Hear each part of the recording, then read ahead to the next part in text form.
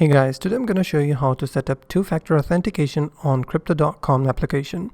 First of all you have to do is open your Crypto.com app, tap on Settings, click on Security, and there you'll be able to see two-factor authentication. You have to click on Enable.